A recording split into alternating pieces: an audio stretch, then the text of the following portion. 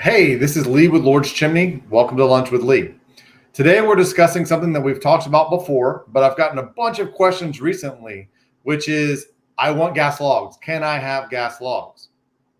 And like we talked about last time, it's a very complex question. The first question is what type of fireplace do you have? There's some people that have fireplaces that don't have gas at all, which obviously if you don't have gas, you cannot have gas logs. The second question is if you have gas in a fireplace, is it a wood burning fireplace or is it gas only fireplace?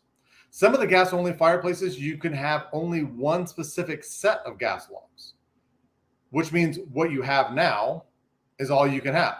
It's never been tested. It's not designed for the type of heat that some of the other gas logs provide. So it is what it is. So the question is, what type of fireplace do you have?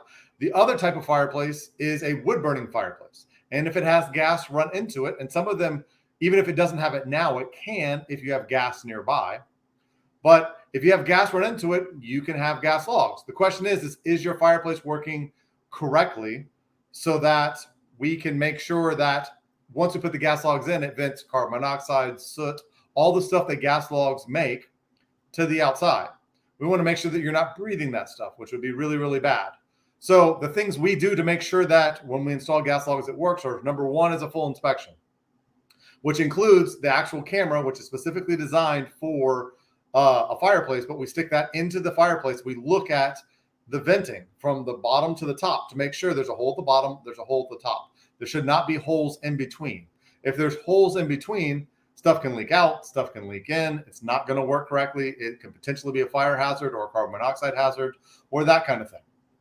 So the condition of your fireplace really matters. So we need to make sure you have proper caps so that critters don't get in. We don't have nesting materials that backs carbon monoxide into your house.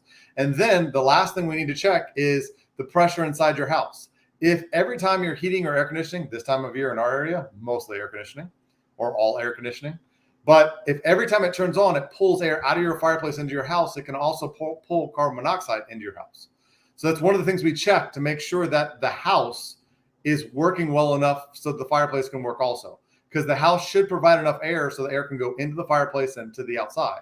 If there's not enough air or it's doing the opposite, which is pulling air down your fireplace, it could be a problem.